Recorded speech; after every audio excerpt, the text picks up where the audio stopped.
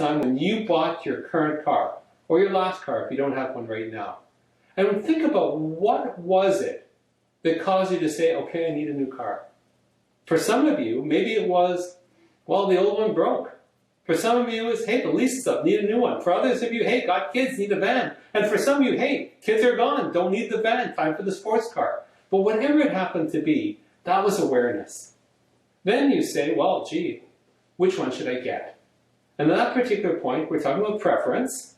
You do your research. Use your experience using, for example, the car that you've got right now. You ask your friends. You look on the social media sites. You look on the web, etc. And you say, okay, you know what? For now, this is the car that I think that is right for me. The RAV4, the Maserati, the Lamborghini, whatever it is for you. Okay, I'm more of a RAV4 guy than a Lamborghini guy. But that's preference. Trial is very simple. You go into the dealership, and you don't say, here's my credit card, I'll take that one. You go into the dealership, and they say, hey, what car do you want to test drive?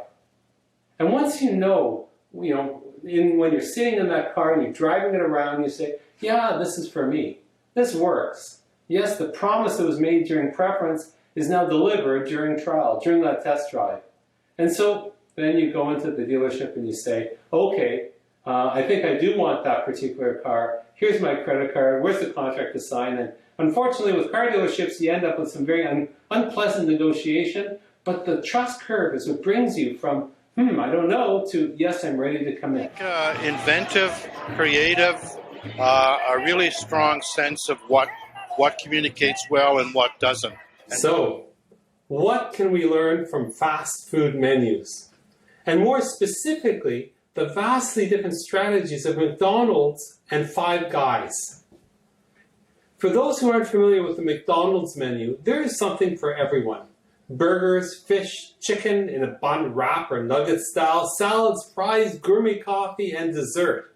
If you arrive for breakfast, you could choose from yogurt parfaits to oatmeal eggs, muffins, egg McMuffins, juice, and coffee. In other words, McDonald's is all about options, options, and more options. At Five Guys, they sell 3 items. A hamburger, with or without cheese, fries, small or large, and soda pop. Five Guys is all about focus, focus, focus. So here's my question to you. Who has it right? The McDonald's option strategy? Their message is simple. Whether you're looking for great coffee, a healthy meal, or comfort food, we have something for you. When you come as a group, there'll be something for everyone. And whether you come for breakfast, lunch, dinner, or just looking for a snack, we have just the right thing. All roads lead to us. So what's the insight that we can glean here? Each prospect has their own idea of how and when they like to consume what you have on offer. Even before the sale occurs, consider the many forms of communication and interaction that are possible. And I call him the king of making order to chaos. He's really great at being able to zero in on a problem. That's it. Now, this is a great session because when I walked in the door, I walked in with a closed mind. And when your session ended, I walked away with a whole new beginning and understanding about social media. How many people have spent any time in Montreal? Okay. Has anybody ever heard of Hotel Eureka? Yes? It's a good hotel? Just heard of it. I'm so glad you didn't say you were there. I asked the same question about a month ago to an audience. I had this slide in there as well. And somebody at the back of the room says, yes, excellent place, excellent place. How do I know about Hotel Eureka? My son, who's 19 and a half, he's in second year engineering at Waterloo. When he turned 18, he informed me that he and the 2 of his friends were going to go on a cultural exchange to Montreal.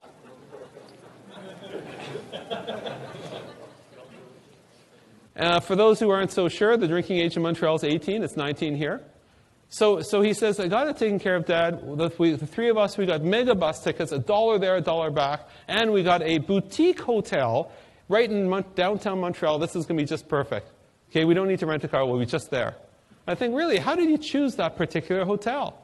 He says, well, I just looked for the cheapest, just like the mega bus. Well, guess what? I decided to check it out, and I went to TripAdvisor. And holy cow, Worst hotel ever, it had bed bugs, hookers and crackheads. I said to him, you know something? It's fine if you want to go there with your friends. I just don't want more of those friends coming back with you into our house. My question is this to you. Do you think that Hotel Eureka cares about what people write? For the first time ever, we have an ear to the conversations that are happening out there. And we've got a choice to do one of several things. We could ignore it like Hotel Eureka. We could listen so we can learn. We could participate in the conversations that are out there, or we can host those conversations and perhaps influence them one way or the other. He's a really good marketer, and he's very knowledgeable. He knows a lot of stuff about business and being an entrepreneur. Broadcasting, and you talk about that rather than just broadcasting your message, engage them, right? Because we're inundated with these messages, buy this, buy that, buy this, buy that. Well, and to tell you the truth, 2 ears, 1 mouth, use them in proportion. And this is going to sound like hyperbole, but it really isn't. Randall is one of the smartest people I've ever met, I know, in the world. Some basic information about who you are. Imagine your quick elevator pitch, 1 paragraph, that's it. That's it. And just keep off, debaucherous stuff and you want to keep off the stuff that you just don't want people to see if you were being interviewed by somebody. Indeed, if you were being interviewed. Right. Okay, great. Randall Craig, thank you so much. Glad to be back. Where I would say he is probably one of the most recognized and knowledgeable people in the field. And I would have absolutely no hesitation in recommending him completely without any reservation at all, because he's so great.